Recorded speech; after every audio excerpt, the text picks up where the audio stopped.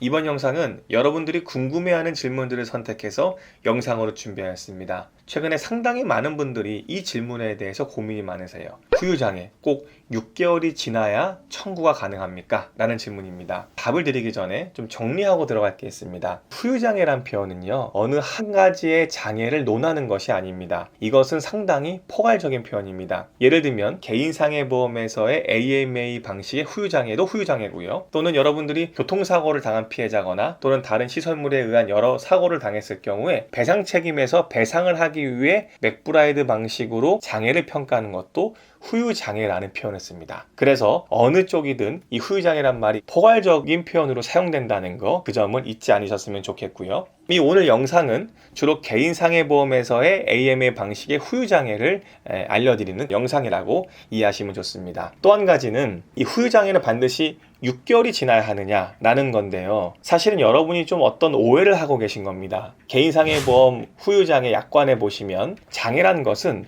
180일 이전에도 평가할 수가 있습니다. 그런데 180일 이전에 해당 전문의가 그 환자의 장애를 평가하기가 곤란하거나 좀 어렵다면 181일이 지난 시점부터 장애를 평가할 수 있다라는 내용입니다. 그럼 오늘 이 영상에서는요, 세 가지의 분류를 할 것입니다. 6개월까지 기다릴 필요가 없이 후유장애를 평가할 수 있는 케이스, 두 번째는 6개월 시점에 다다라서 장애를 평가할 수 있는 케이스, 세 번째는요, 6개월이 지나서 가령 12개월이나 24개월이 지난 시점에서 후유장애를 평가할 수 있는 케이스에 대해서 정리해 드리겠습니다. 그럼 첫 번째, 6개월까지 기다릴 필요가 없는 후유장애 케이스에 대해서 말씀드리겠습니다. 대표적으로 압박골절이 있습니다. 이 압박골절이라는 것은 척추체의 수직으로 충격이 가해지면서 앞부분이 골절되어 찌그러지는 증상인데요. 이것이 대부분의 경우 수술을 하지 않게 됩니다. 물론 사고와 동시에 찌그러졌잖아요. 이미 찌그러진 것 자체가 후유장애를 평가할 수 있게 된 겁니다. 그래서 6개월 시점까지 기다릴 필요가 없습니다.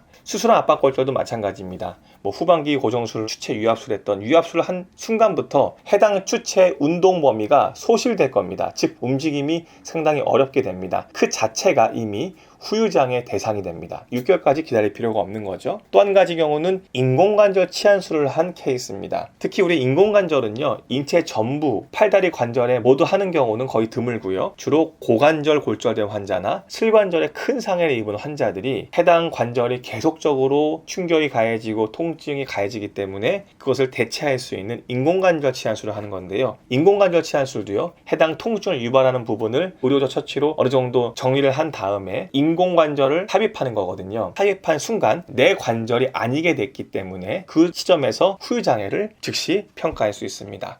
또 한 가지 경우는 체관골의 장애라고 하는 겁니다.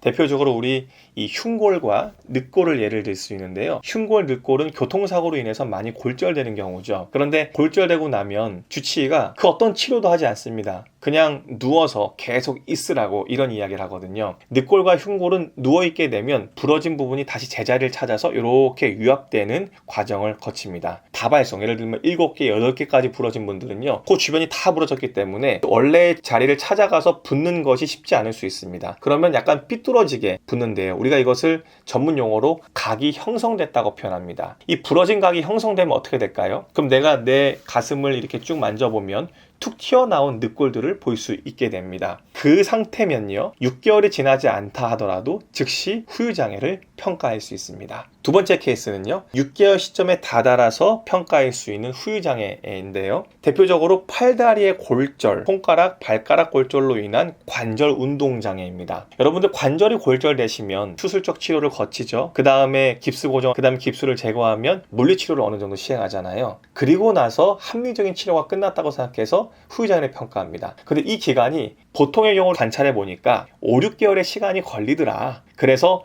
5, 6개월 시간 이후의 시점에서 후유장애를 평가하는 것이 맞겠다라는 것 때문에 180일이 생겨난다고 보시면 됩니다. 또 추간판 탈취 중도 6개월 시점에서 평가하는 것이 합리적입니다. 왜냐하면 추간판이 파열되거나 또는 후방으로 돌출돼서 좌고신경통을 야기하는데요. 이 부분도 계속적인 치료가 이루어지면 그 신경 증상이 조금 적어지게 되는 경우가 있을 수 있기 때문에 이것도 6개월 기간을 두고 치료를 받고 평가하는 것이 합리적이라고 볼 수 있겠습니다.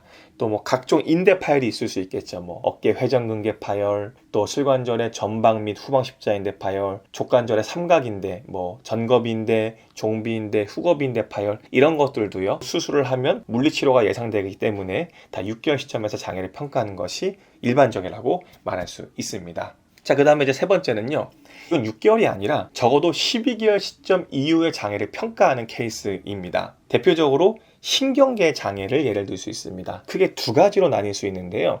우리 뇌와 관련된 뇌신경이 있고요. 또 목을 통해서 흉추부로 내려가는 척수신경이 있습니다. 그런데 이 뇌출혈이나 척수 손상은요, 한번 사고로 인해서 큰 부상을 당하게 되면 이 신경들이 다른 부위와는 다르게요, 상당히 더디게 회복되기 때문에 이것을 지켜보는 과정이 6개월은 굉장히 짧다고 보는 겁니다. 적어도 1년 그 이상 치료를 하면서 조금 더 호전되는 상황들을 지켜보고 그때 후유장애를 평가하는 것입니다. 저희 보상 멘토 영상 중에요, 척수 손상 편이 있습니다. 그 영상을 보시면 왜 척수 손상과 뇌출혈 환자들이 오랜 기간 동안 치료를 받고 후유장애 보험금을 청구할 수밖에 없는지 아실 겁니다. 그 다음 또 한 가지 케이스는 추상장애인데요. 교통사고로 인해서 안면부에 심한 충격을 받아서 이마가 찢어지거나 뭐 코나 얼굴 주변이 찢어지는 상해 볼 수 있는데요. 추상장애도요, 안면부에 그냥 흉터가 나면 그 즉시 추상장애로 청구를 할 수 있습니다만, AMA 방식의 후유장애표 약관을 보시면 안면부의 반응은 성형수술을 시행하여도 남는 추상장애를 인정한다고 되어 있거든요. 이게 무슨 말이냐면, 단지 얼굴에 찢어진 흔적 또는 면상반응이라고 해서 얼굴에 둥그스름한 반응들을 즉시 청구하는 것이 아니라 우선은 성형수술을 시행한 다음에 그럼에도 불구하고 그 부위가 옅어지거나 없어지지 않으면 그때 장애를 인정한다고 되어 있습니다. 근데 보통의 성형수술은 한 번으로 끝나는 것이 아니라 3번, 많으면 10번까지도 하거든요. 근데 성형수술을 여러 차례 시행을 하면 상당한 기간이 경과되잖아요. 그래서 경과된 시점이 6개월을 보통 초과해서 넘어가기 때문에 6개월 시점 이후에 추상장애가 평가된다라고 해도 무방하지 않을 것 같습니다. 근데 오늘 영상은 반드시 후유장애를 6개월에 신청해야 하느냐에 대해서 말씀드렸습니다. 여러분들이 이 영상을 보시고 꼭 도움되셨으면 좋겠습니다. 이 영상을 보시고 마음에 드신다면 좋아요와 구독을 반드시 눌러주시면 좋겠습니다. 저희에게 큰 힘이 됩니다. 저희는 또 다른 영상으로 여러분을 찾아뵙도록 하겠습니다. 감사합니다.